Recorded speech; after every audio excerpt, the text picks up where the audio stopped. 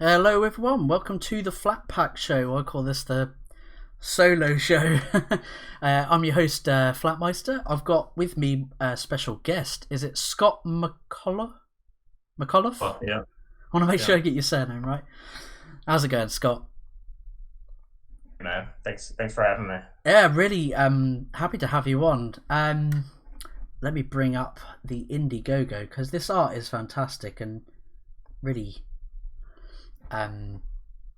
really grabs your attention. So, DOORKICKERS Panzer Demon.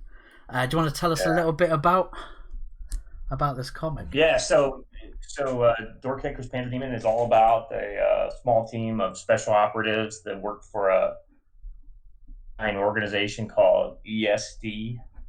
That stands for Enhanced Security Directorate, and they take on all the problems in the world that deal with paranormal, so supernatural kind of threats, and then like whether it's a demon or a cult that's trying to get a hold of the demon. So people and monsters both.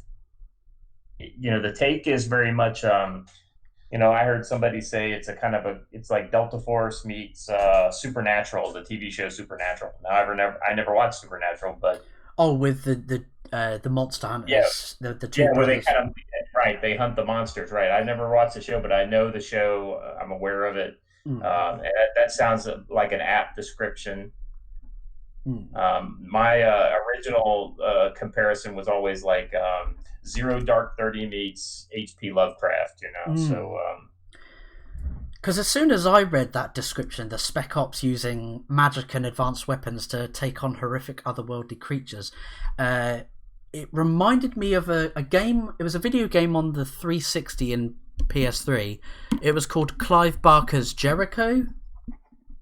Did you ever play? I never played it, but so the funny thing is when you come up with an idea like this, people come out of the woodwork say, "Oh, that sounds like this," and like there was a role playing game, Green something, special operations, and like a kind of Cthulhu type threat. So they're definitely. I'm clearly not the first person that's ever had this idea, but this idea is absolutely my own.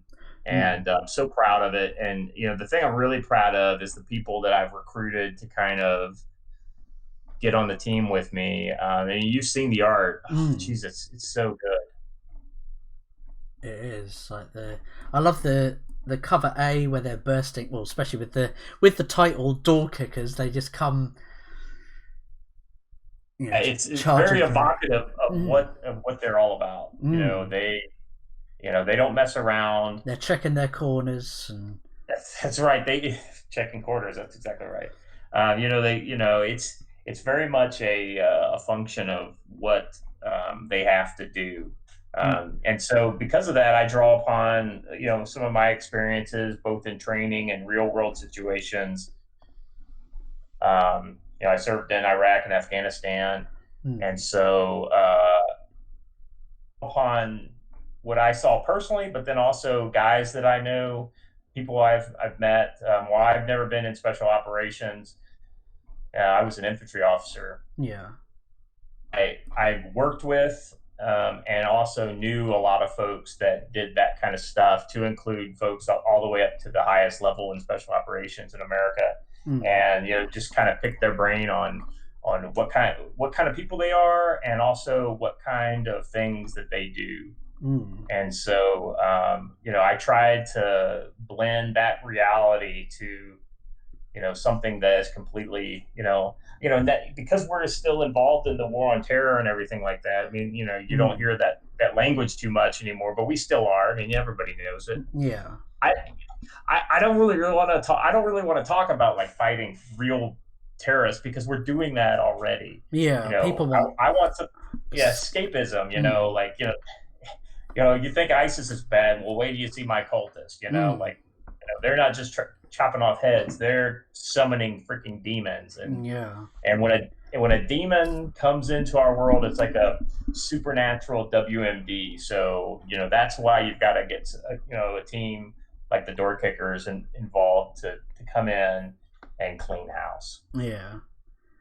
But yeah, before you even mentioned that you had served, I definitely got a vibe from all of the panels. I definitely had a feeling that you had served in the military. Like, there's a lot of attention to detail of breaching rooms, checking those corners, Right. formations, like when they form up outside the door. Where is it's on the page? Yeah. So, here we go. Near Kiev, Ukraine, and you see them stacking up against the door, and you got sniper cover. So I definitely had a feeling that you'd served. But I like that. I can't speak for you or other veterans. I'm really supportive of veterans and people that have served in the military.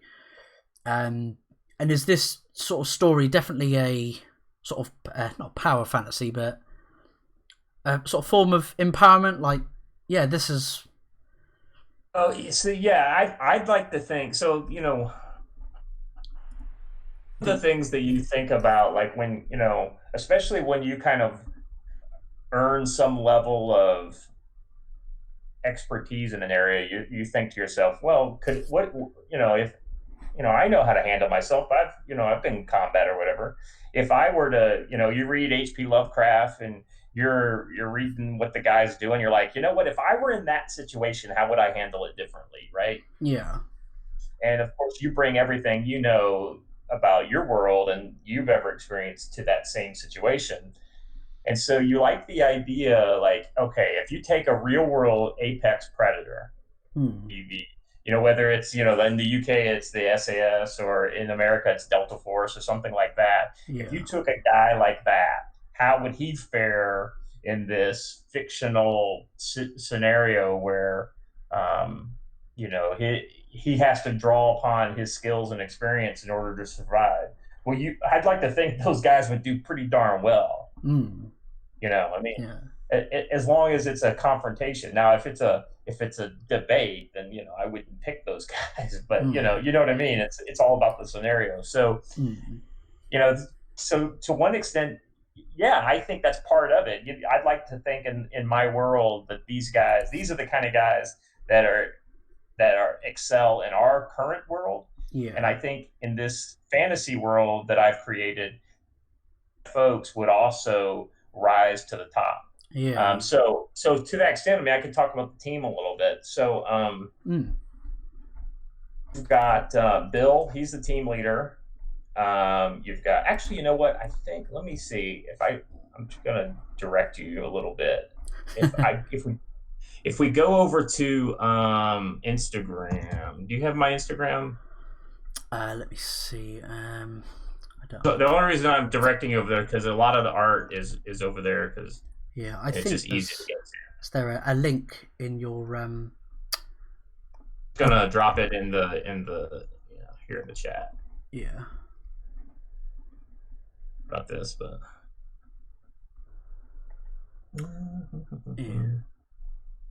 can't put links in the chat over there. I'll just put it over here in YouTube, I think.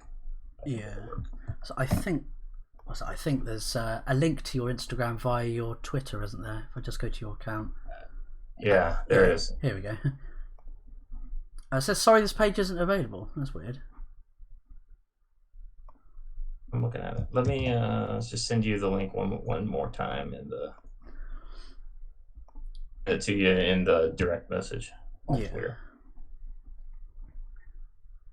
Yeah, I've always said with like with my other co-hosts of the Flat Pack Show, when we discuss video games and movies, like games like Call of Duty, they definitely have a lot of military veterans that have served that act as consultants on these games, and I like to think that it's a form of empowerment for these soldiers and to allow people to hear their story. Like, this is an event that happened to me when I served, or this or that happened, and that's true, and it goes beyond just like, okay, this is an event that you could understand, like a biographical kind of scenario of or an anecdote from my sometimes those anecdotes make it in.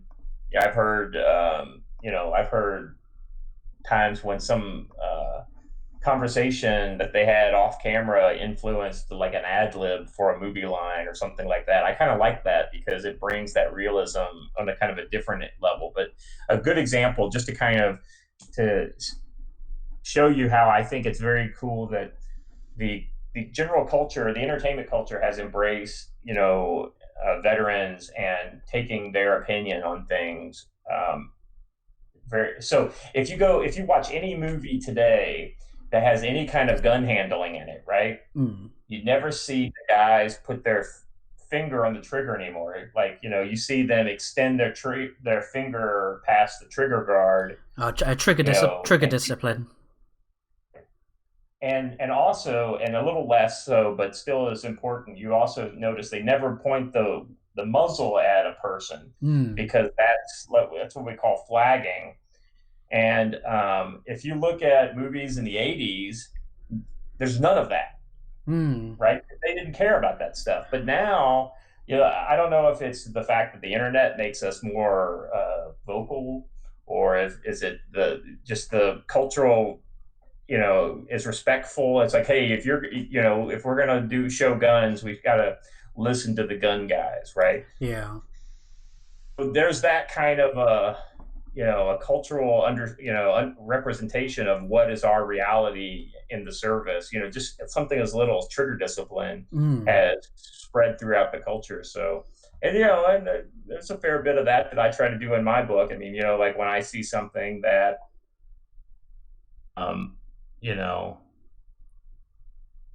my artist just didn't pick up what I was putting down. I'm like, all right, we can't. That doesn't make sense. We got to redo this, or whatever. Another thing too, I try to put a lot of that technical direction into my script, and I know a lot of artists chafe under a lot of really kind of specific descriptions. But it's kind of like, I'm not telling him how to lay out the panel or what camera angles to use and things like that. I generally don't do that. What I'll talk is is just a general idea of what I need to happen in the thing, and then it's like whether it's a weapon or and then I'll give links to reference and things like that, or like for instance, when they breach that door, I there's like 3 or 4 videos I referenced where, hey, this is what it looks like when you breach a door correctly. Yeah. So, I mean, and that being said, I also understand that you have to manipulate things.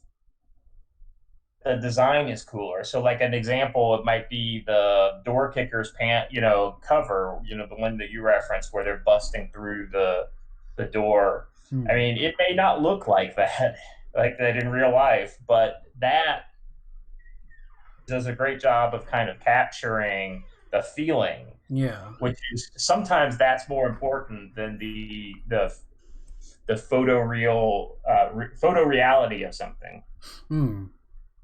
Yeah. I don't think that's exactly what you meant by the power fantasy thing, but that yeah, that's the kind of stuff that really kind of.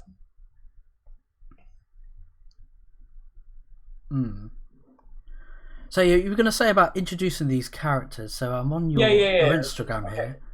Yeah. Okay. So all right. So like right here, we've got this is a post from this morning. Actually, this is Matt Weldon art. Love his art. And this is Marius. So Marius is the combat mage of the team. He is the guy who, he can shoot as well as he can cast spells. So in one hand you got his gun, and the other hand is sparkling with his magical, ability. I really drew with the magic. I really kind of drew from my experience as a kid playing D&D. Different types of magic. You got like more sorcery kind of magic versus clerical magic. So it's all about like what are the different types of effects that he wants to have with the magic, and also where the power kind of draws from. Yeah.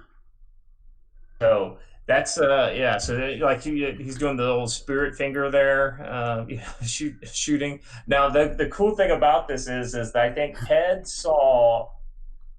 I can't remember if Ted saw the first couple pages because of that, he extrapolated that image. But that's one of those happy accidents where the artist does something different than something that I didn't ask for, but it worked so well that I'm now incorporating that into the book later on. So it's just that's the kind of happy accident that occurs when you're doing a project like this, that you got to embrace that stuff. Yeah. I love all the little details. Like you can see all the little pouches on his sort of belt. This sort of crest that's on his front of an eagle of some kind. Yeah. So Marius, one of his kind of quick, kind of quirks of his character is that he is his mysticism is drawn from ancient Roman texts and kind of based on some of the Greco-Roman kind of pantheon of so like maybe there's something to all this Zeus business, or or Jupiter in the Roman.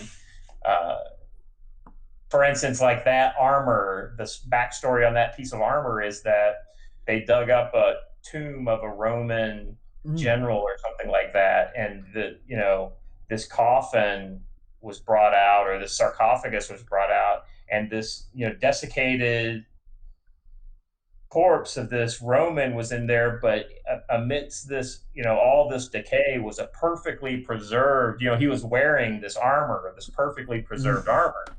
And when they studied it, they realized it's because it was enchanted. And so, like, say they learned a lot from just studying how that armor, was put together.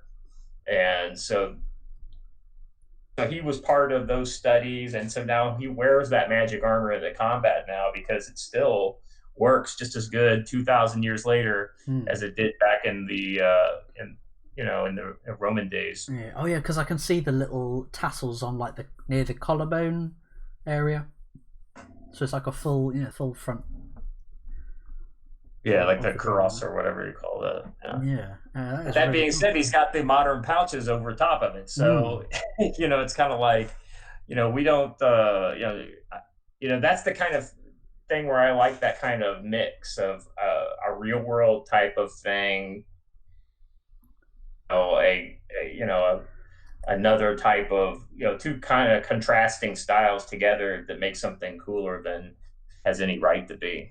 Yeah. And let's see if we can, let's go on to one of the other characters. So actually, if you close this one out. I've got this, some creature designs here. I've got this female with the orange glasses. Yep, here, let's open that one. So this is Jigna. So Jigna is the intelligence specialist for the team. Marius, even though he's a combat mage, he's still like he's got a background in the military originally, and then he came over into the kind of the secret realm. And then same thing with Bill, the team leader. He's a former Delta Force team leader, and then he was brought over into this. But Jigna, her background is really more of a spy kind of background. She had a natural language affinity. But before you know it, she was speaking like 17, 18 languages, and she didn't even have to try real hard. Well, she was recruited into ESD, and they found out that her, in fact, magical or supernatural in nature. So that was what brought her in, and they developed her into a field agent. Because having that language ability really made her easy for her to blend into a lot of different situations. Yeah. And she's Indian. Her background is Indian, so she's from the States, but that's where her family's from originally. Yeah. And so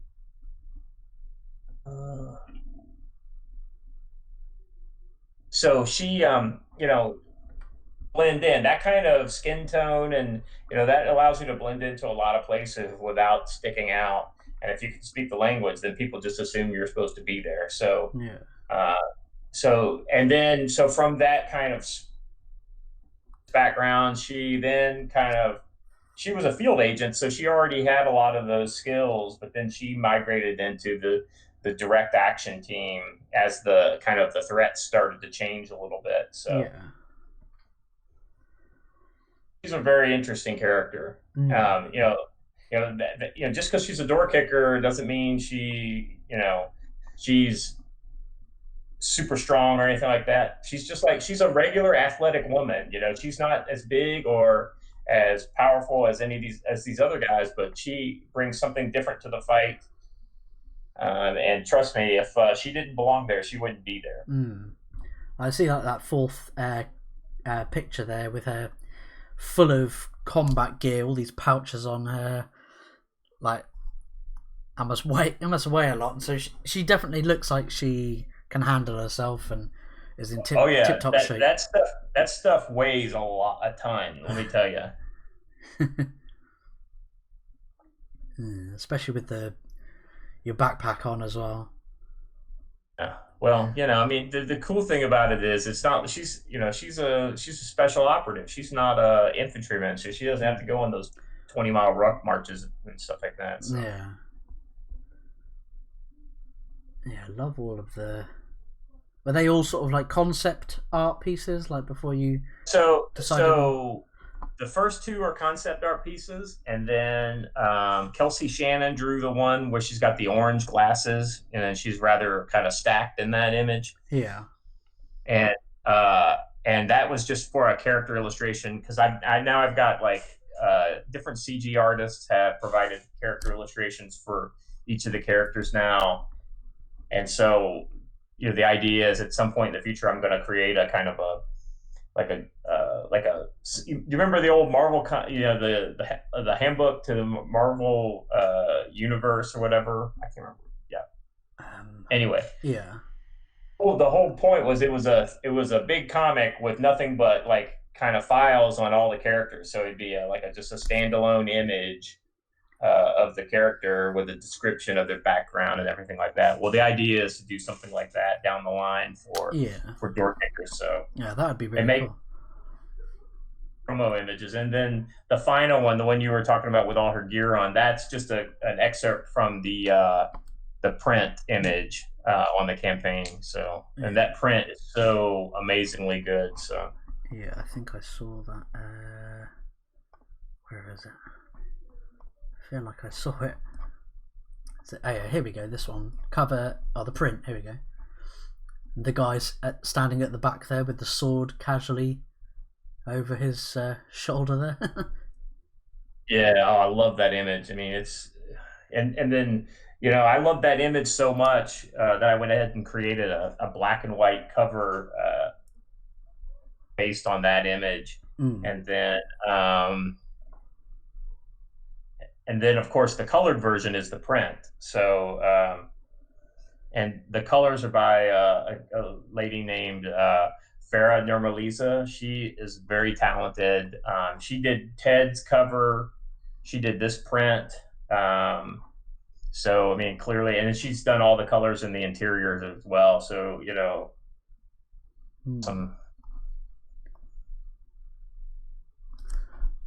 it's really good, man. So let's see. It's on the Instagram as well. Yeah, here we go. A bit more zoomed in as well. I've just noticed in like the fire behind them, and you can see very subtle little sort of demonic skulls coming out of the fire in the shadows. Yeah, that was one of those kind of things. I didn't really ask for that, but the artist provided that, and I was just like, "Ooh, that's a good idea." So if you look on the print, the full size version of the print, up above the Stillon's the guy with the sword, right? If you look up above him, and sent the concept art for the Panzer Demon. Yeah, I sent that to the artist, and so he built that into, so you can see the tentacles that come out from the bottom, and then also the arms that it has and the shape of its head. So it's he kind of built that into that. Yeah, you can see it like right there in the Yeah, background. So, that is really cool. but yeah, so if you don't know, if you haven't read the book or haven't seen the art, you don't really know what that is. It just looks creepy, right? Mm. But once you read the book, then you'll be like, oh shit, I know what that is. So. Yeah, it's a very evocative image, and especially on the right hand side, what looks like a sort of demonic gargoyle with like an orange eye you can sort of slightly see. Like I even had her take I was like, all right, that reads like too strongly for something that it's that's like seeing shapes and clouds. So I had her pull that eye out. Just the shape is still there exactly the way it is, Hmm. but I had her pull that out just because I was like, it reads too heavily as like a little gargoyle or whatever. So yeah, that I thought about leaving that in there just because it's kind of creepy, but that's just a happy accident that didn't pan out. So Yeah. Jay, one of our regular viewers, is in the chat. He says Stranger Things season 1 vibes. First thing that uh, popped into his head. yeah, I love that show. I mean, I won't lie that some of so all of this stuff was conceived of most of this stuff before I ever even heard of the Stranger Things. Actually, before the show came out, the first Door Kickers comic came out in 2015, I think. Yeah. And so and only Door Kickers comic came out in 2015, the 10-page preview that I gave away for free with the campaign. And I've always been intrigued by the idea of parallel universes and alternate realms and things like that. Like if you played Dungeons and Dragons, they had the whole like prime material plane, but then they had all the other planes, and some of them were very close to our plane.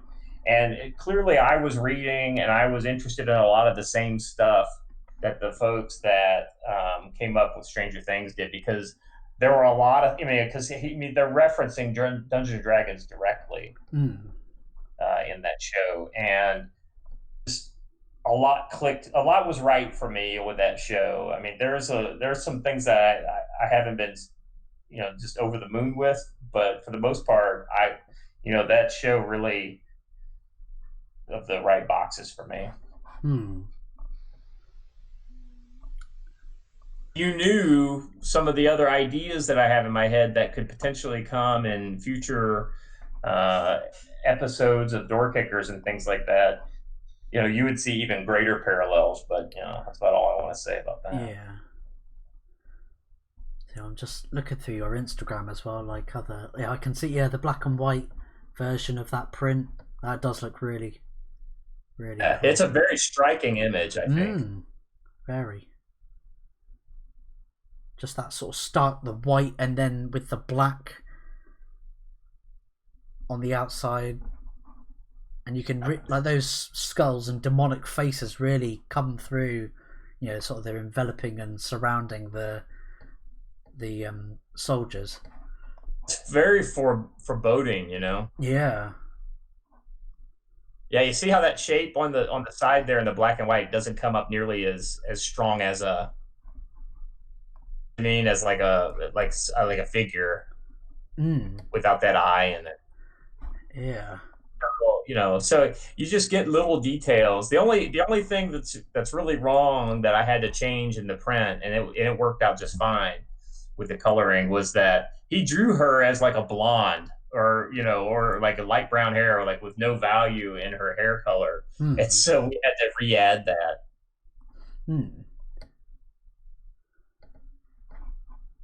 So let's go back and let's look at the creature design. I want to talk about the art. It is that can't even like make. Oh yeah, I can see the teeth there. Like again, it looks so alien and unfamiliar. So the design is by a guy named Alejandro Mirabal, And I don't know if you're familiar with the comic Long Harbor. Yes, we had Alejandro Mirabal on the show a few months ago. Miraval or whatever. Right. And yes, anyways, that's his work, right? So, and I totally unleashed him. I was like, listen, it's got to be alien. It's got to be super creepy. And I think if you go to the top of the page, I think a more recent. So this is the initial concept for the Panzer Demon. He gave me 3 concepts, and this is the one I chose of the 3. And he's developed it a little further. So if you go back and look at, I think it's right at the very top of my Instagram, is the more developed where he's got the mouth open on the thing, and it's just so creepy looking. Developed, and that guy is just second to none when it comes to that type of monster development and body horror and. Absolutely, just that very kind of Lovecraftian type of, mind bending. This doesn't make sense. Why am I seeing this kind of thing? Yeah, his artwork of like all his sort of aquatic monsters mutations are pretty horrifying. Like the sharks that are suspended by tentacle guts that are spilled out.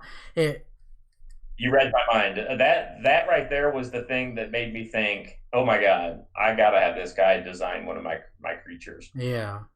It was really It's a really repulsing image, isn't it? With the shark. It's disconcerting. Yeah, it's kind of like, and you it's like anything gross. You kind of want to watch it, but you kind of like, you're unsettled by it. What's it? Jay was saying, is that a skull in the background? That would be a sweet tattoo. Sadly, running out of space. Get a skin graft. There's always the laser, Yeah. But yeah. So he is in the last day, or actually I should be getting it today, the full file, but he's been sending me samples of actually, what I could do while we're talking. While we're talking, I'm gonna post one of these to my Instagram, and you can see it.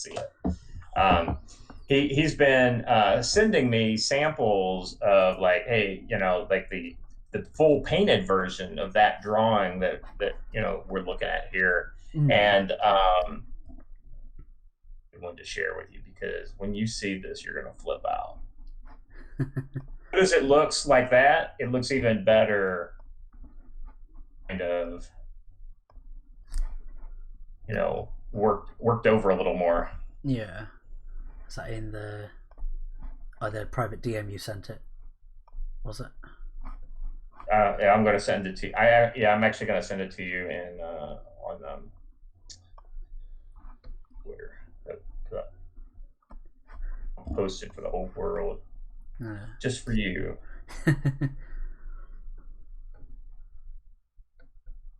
I'm boomering it up over here. Sorry about this. All right, here we go. Got it. All right, it's in your Twitter. Yep. Whoa. Holy, share that. Holy shit. Look at that, people. Wow. That is horrifying. It's the pink, like those pipes and veins and whatnot mixed. They're all pink and bright and red, mixed with the grey. I don't know. It sets off something in the brain that it just a gross response type thing. I don't know. You're just a kind of revulsion. That is it. I don't know. It triggers something in our lizard brain, doesn't it? That's exactly right. I mean, it's just it's good stuff. So he has just really knocked it out of the park with this. He may be doing a more fuller version of this piece down the road. We'll have to see. If he does, then that may, maybe I can make that available as a add-on or something like that. Yeah. I don't know, but it's just it's such a good image, and he is so talented. I think it's the lack of eyes as well. There's no eyes. You don't know what the creature is looking at. Like, you don't know if it's looking at you or. Yeah. Well, the thing, one of the ways I asked for something that was,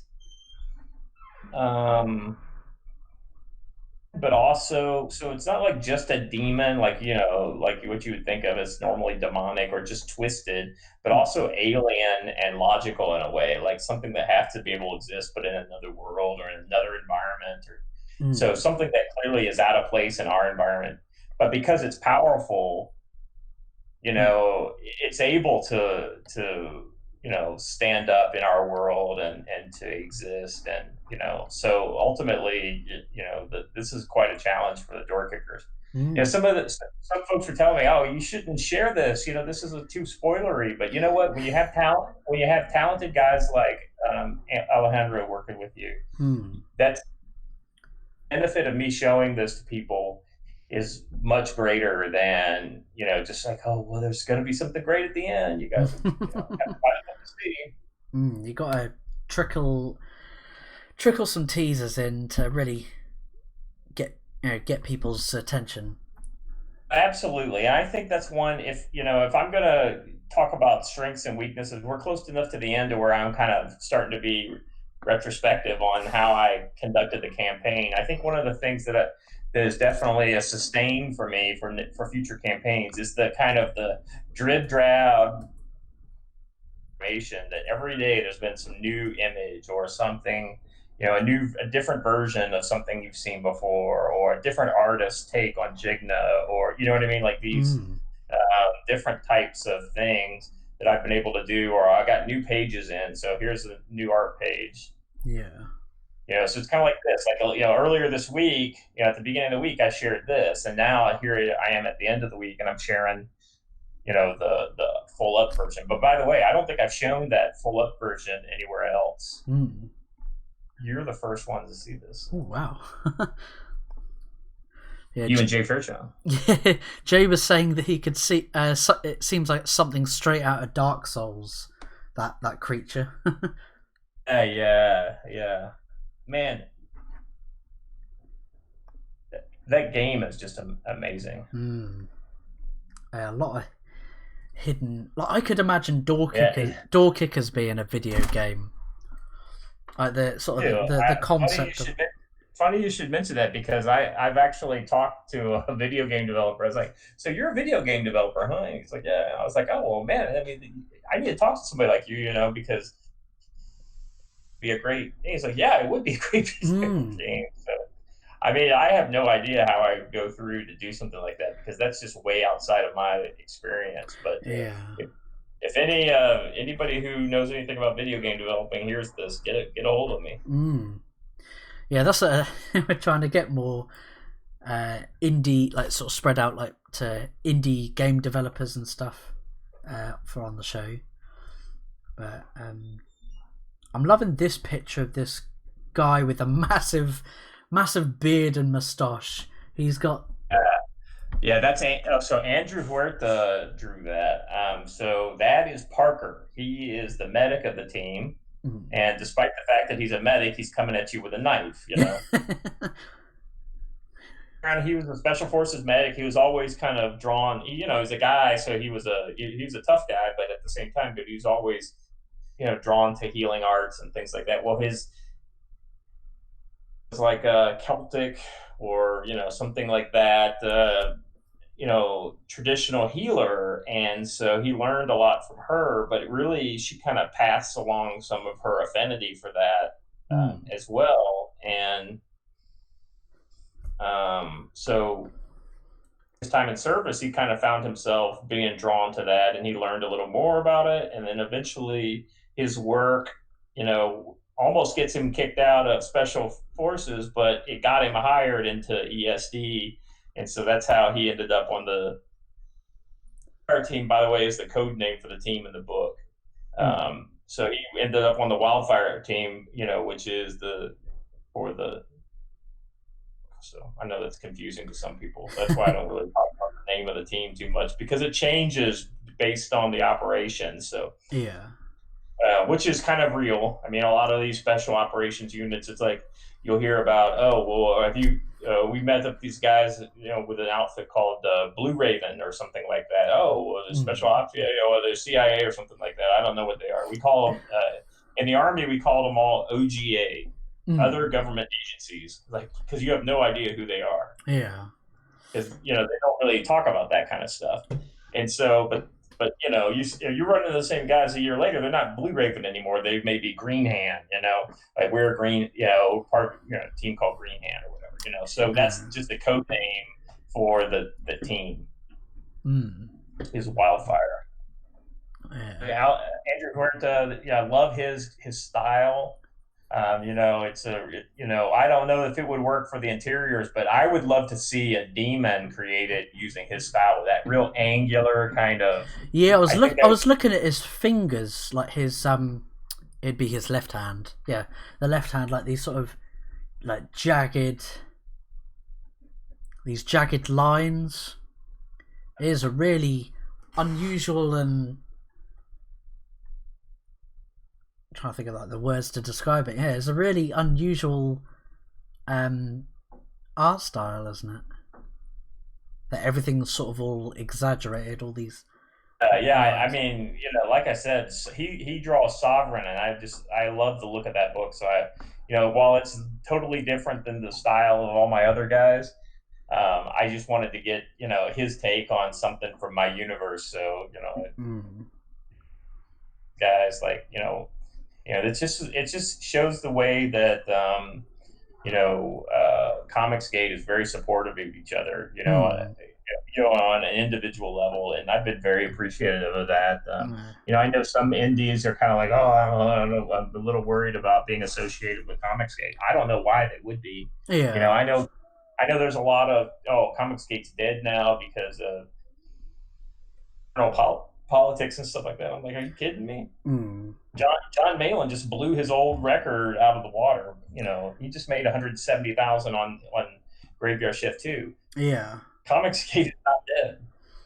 It's a matter of people just gotta people gotta chill out sometimes. I think. I've always been really and the other guys, my other co-hosts, we've always been supportive of like the initial startup of Comicsgate, like the initial goal, which was support indie creators and good comics, well written characters, well written stories, enough of the identity politics. But unfortunately go on, sorry.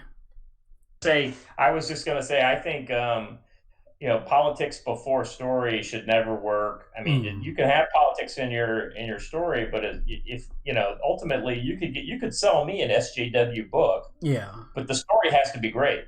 I mean, look at New Mutants, right? New Mutants. It's mostly women. Most of them weren't from America.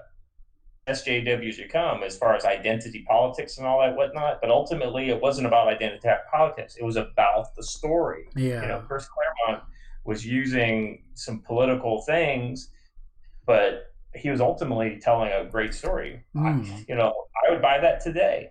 Unfortunately, some people, like on the Comicsgate side, like I was saying just a bit earlier, was unfortunately tribalism has sort of overtaken within right. Comicsgate. Some people see, like, I've always said this on my channel in numerous videos and stuff, that not everything is SJW or leftist propaganda.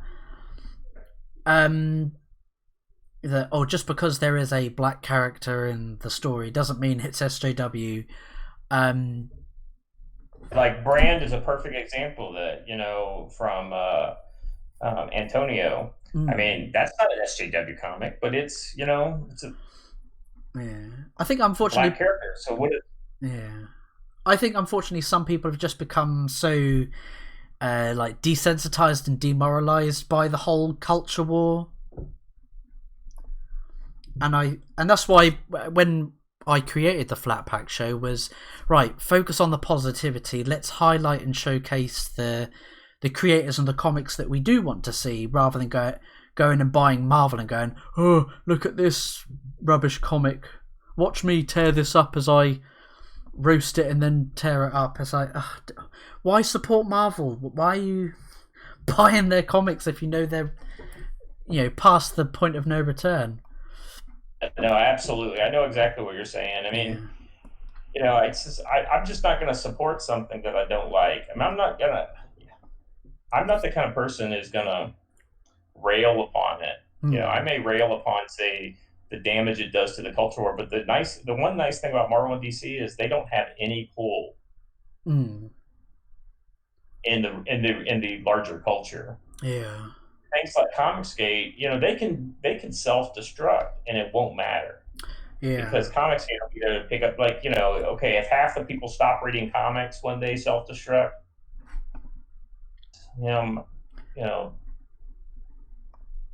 here, and then the other half, find books like Door Kickers or Cyber Frog or Graveyard Shift or Mike S. Miller's book, whatever they find, something new, and comics will continue. Yeah, it's just going to continue with a different model than what they're trying to push. I'm trying to find the tweet I made today because I got quite annoyed at some people within like the whole Comicsgate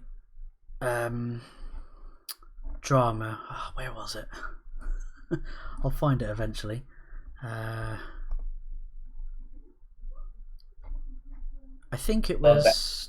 I love that image. I'm sorry, I was looking away from the. I see it on YouTube here. Oh yeah, with the overgrown plants and things. Yeah, that does look really. That caught my eye as well. That's not my image. That has nothing to do with my book. But I've got a fantasy story that I've been working on and off for like the last 5 years, and this absolutely kind of just captures. I could see this being literally a panel out of the comic for my. Yeah. I'm trying to work out like is that like is it Mayan? Like all those skulls and. I think. So I can't remember what the original context was for this, but like a lost tomb or something like that, and that that's. But it does kind of look Mayan, right? With the around the door and. Yeah, that was like the sort of vibe I got from it. Like those sort of Mayan carvings that they would make into stone. Like Dungeons and Dragons meets Indiana Jones. Yeah. So here we go. I found the tweet. It was by Dark Gift Comics. He was going on about, I've got to tell you, all this stuff with EVS, Edwin, Mike, Doug, the diehard fans of each, War Campaign, Cherries and Soy Ops, Schemes and Scams. These are grown men. I can barely go on their profiles or channels anymore. So I replied back. Well, I replied to him. I'll bring it up on so people can see. And this was the thing that gets me. I said, the focus has been lost. It's no longer about showcasing indie creators and their comics. It's all about drama BS, and it irritates me that they get all these... Yeah, it's a bit of jealousy coming through here on my part. It irritates me that they get all these views and subs about drama. They're talking about Renfamous, whoever the hell she is. And I said... You don't know about Renfamous? Oh, I know about her. She is a nobody. She is a nobody, basically. Right about that. Yeah, but yeah, I do know about her. I said it irritates me that they get views and subs about this drama when I host a weekly podcast and we have indie comic creators on, but some of these projects don't get their full funding. Oh, and he just responded to me. He goes, "It is frustrating, I know, man. Stick with it. If you stream it, they will come." And while I'll admit due to my physical disability and my chronic pain, I can't upload on a daily basis, which I'd love to if I could. But that's why I try and sort of dedicate every Wednesday. We always do the Flat Pack show. Obviously, this week is different. We had one on Wednesday, but got one which we're doing today. But yeah, that's what I'm always about, is being the change you want to see, or showcasing and showing the positive, showing projects that do deserve the attention, like yours with Door Kickers. Absolutely, I totally agree with you. I mean, I spend a lot of my time networking behind the scenes with guys like Adam Post. He's a great one. The guys over at Graded Point 5. I mean, I could keep going on. Clint over at, Sweetcast. Yeah. These guys are all people who understand that, their piece, they kind of stay in their lane. They kind of don't worry about all the kind of chaos around them. When they have the opportunity to interact with people, they take them on face value. They don't have tribal aspirations. It's all about, they're all focused on, professionalism and things like that. I mean, I think even EBS, man. I mean, I get it. He's at the center of all this, but that at the same time, I think he's very professional about it, and I think he disengages. But he's also human, and when he has people who, do things that he doesn't like, and then spurn his both, I think, behind the scenes but also public kind of, and then they kind of snicker in his face and listen to people that they know he, I mean, I can only imagine what he would think. So I think when Comicsgate first started, and then I think it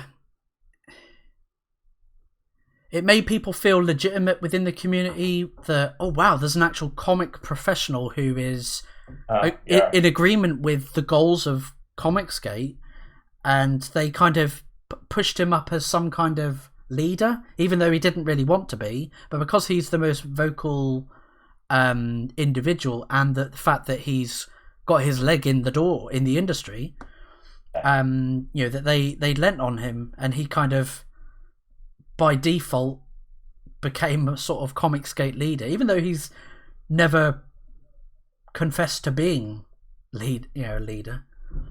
I think it was just people felt lost and like, oh god, we're the consumers, but our voices aren't being heard by the mainstream media or the comics industry. Yeah. No, I think you're spot on. I mean, sure, it was nice when Mike and when it was all kumbaya and everybody was getting along. Sure, that was nice, but ultimately, how real is that? That's not real at all. I mean, we all know how life is.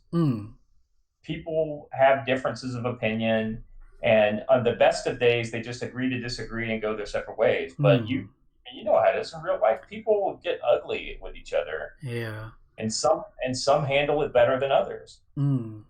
Like with this, I don't understand with the Cherry and War Campaign. Is that like I still don't fully understand War Campaign, but is it just like the trolling and meme portion of Comicsgate? Yeah.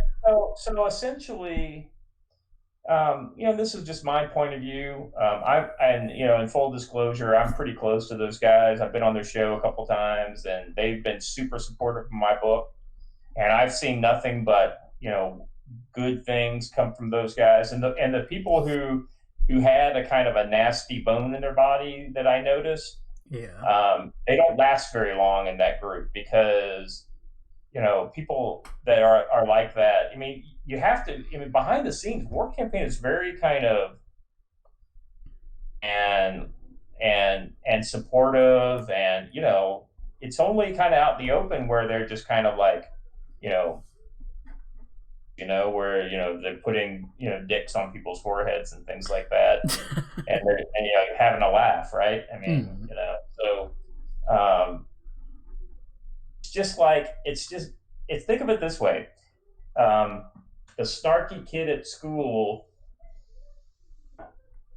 When you show him, when you're kind of an asshole to him and his friends, he's going to relentlessly ride you, right? But guess what? He's not very big, so he's never going to be able to attack you physically. But that doesn't mean he can't talk shit to you all day long. Yeah. That's what War Campaign is. If you kind of do something that, that's the 4 members of the team. Oh, sorry, the one back. Oh, where was it? Oh, there we go. Yeah. Bill, the top left is Bill. Jigna, top right. Stillon without the hood up. Normally his hood is up. Yeah.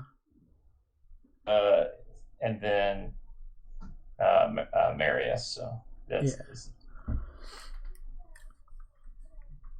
Yeah, I just wish like these communities would just be a little self-aware and conscious of tribalism creeping in. Just, And I mean, so like, here's the thing, like, even what was even when I was less of a creator and more of a shit posting with the war campaign, like 9 months ago, posting is different. My brand is very much like aggressive debating versus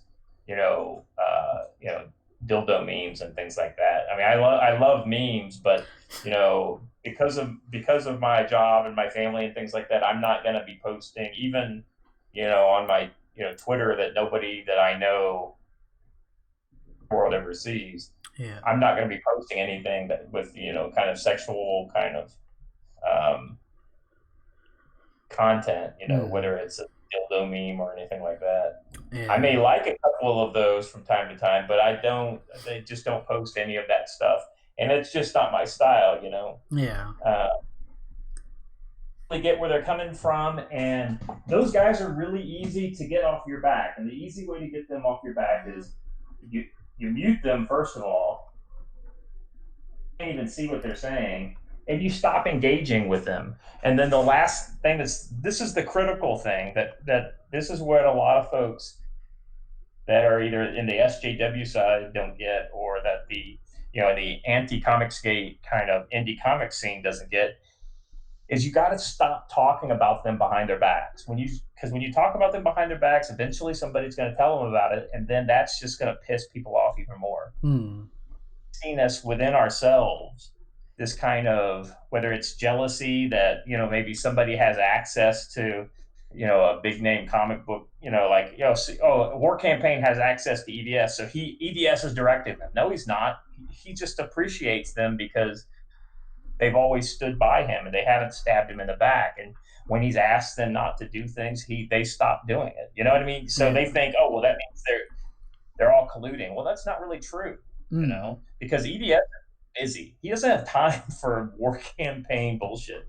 About all he has time for is to see the results and get a laugh at it online, just like the rest of us do. Same thing for me. I don't have time to really get involved in all that.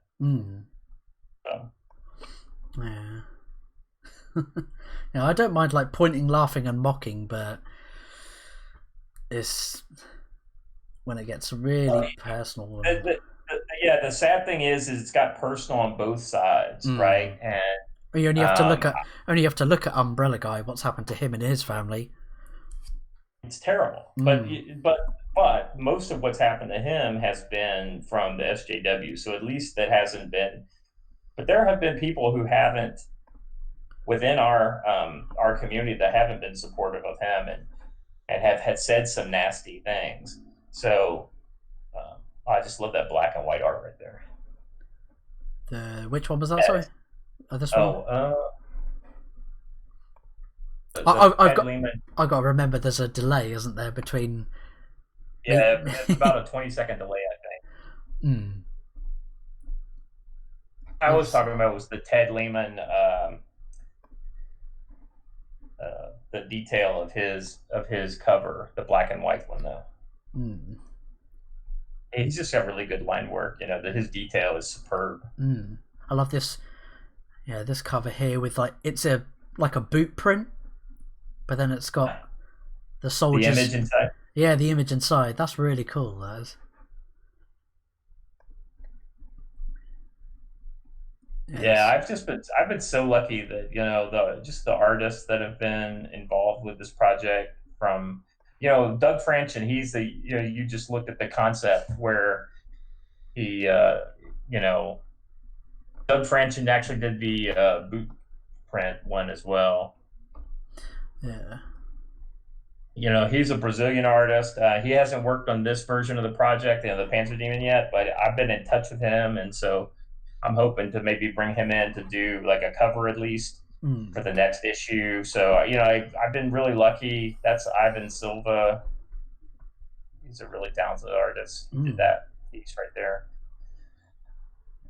That most people don't know is that I have I have an 80-page story already scripted, and I have a 20-page story already penciled.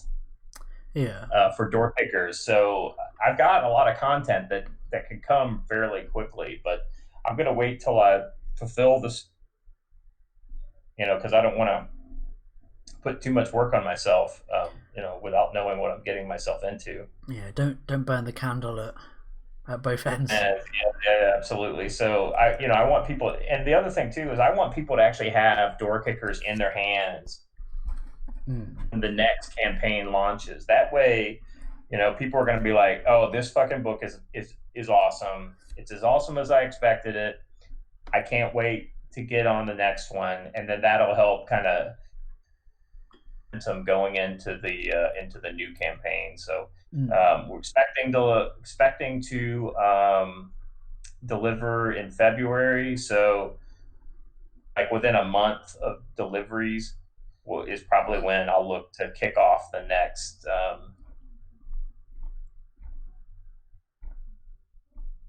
the next volume, the next Door Kickers book. Hopefully the next one will be a little longer, and the next one will also have 3 covers when we launch. So plenty of variants, different, have some names you'll recognize on some of the covers. That, and a lot of awesome stuff down the pipe, and I'm very fortunate. Yeah, I love this one of him fighting off this fire minion. Like, just you can really see like the physicality in the panel. Yeah, but I mean, you're up to, I got to remember that it's in pounds, so £6,580. It's 164% of your £3,992 goal. So we've got some. Actually, we've gotten a couple people jumped on the campaign since we got on this morning. So right now it's in U.S. dollars, it's 8,296. So almost at 8,300. We got 39 hours to go. Yeah. Well, and probably in the last 24 hours, I'm gonna announce a drawing so that there is going to be anybody who backs in the last 24 hours, whether that's upping their campaign or just getting in, an opportunity for folks like a. Yeah, I'm hoping that it was Jay that had supported the Indiegogo since we started. I wonder if he's purchased a copy.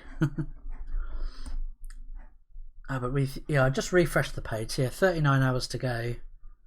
Let's get this to the.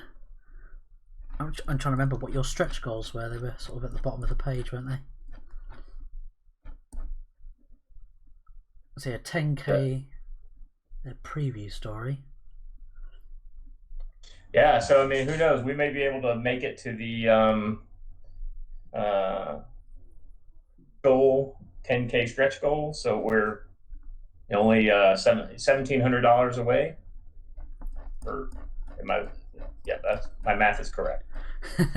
So math is not my strong suit. I have no, me neither. Degree in fine art, so. So $1,700 away. We're almost at 10k. When we hit 10k, the stretch goal there is the 10-page preview story that a lot of folks got for free before the campaign launched. That was a kind of like a perk for signing up to the mailing list early, was the 10-page PDF of the 10-page preview story.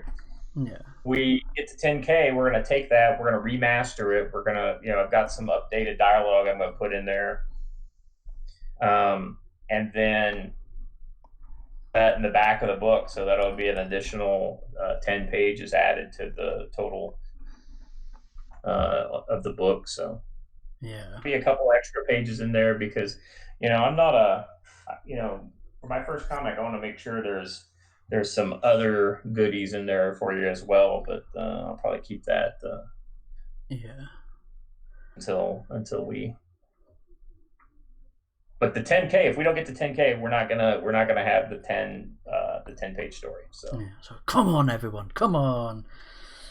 I'm hoping for it too, because I really want to put it in there. But you know how it is. It's economics, man. If you gotta get to a certain level before you can afford to do something like that. Yeah, it's like, so, come on, let's kick in that 10K door. That's right. I know there's some people that have been sitting on the fence, so now's the time to jump in on this campaign. All three of the covers are available as individual. And then in addition, if you want to get 2 covers, that's a great perk. The both covers for $45, so you save $25. Or I'm sorry, you save $5 off of one of the books, and then also for folks like you that live in the UK, if you get 2 copies, it's the same shipping as one, so you can kind of split it. And oddly enough, for 2 buddies in the UK, it's cheaper individually for them to each get 1 book than it is for one guy in the States, because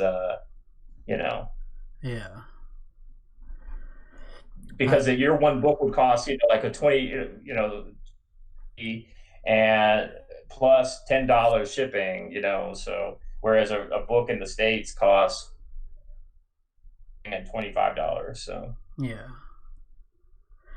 But the same deal is available for the guys in the States too. If 2 buddies in the States wanted to buy it, they could save money on the cost of the book, and then also split the shipping, which is only $10 for them. So yeah, I really do wish you the best, man.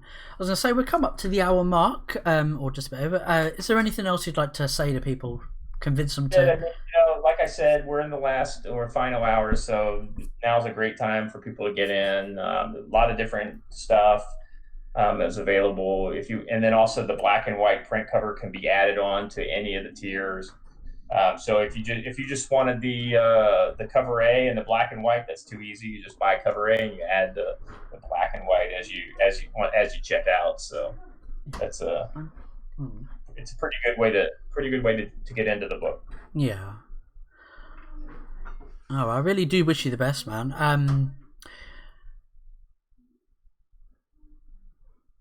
You're always welcome to come back on the show again, with any sort of your future projects or. Yeah, absolutely. I appreciate you having me, and we us creators, we always have to be appreciative of anybody who's willing to help kind of spread the word about our stories. So I appreciate your interest. The honor's all mine. I'm honored to have people come on the show. So yeah, that's been the Flat Pack Show. Another special episode. Scott, once again, thanks for taking the time to come on the show. I know it's is it a bit early, still early for you, or is it about 11 a.m. for you now? Yeah, 10:30. 10:30. All right, so to everyone that tuned in live, or if you're watching this later on, thank you for tuning in. Don't forget the Flat Pack Show is every Wednesdays at 11 p.m. GMT. That's about 6 p.m. Eastern. And we'll catch you in the next episode. Don't forget to support Door Kickers.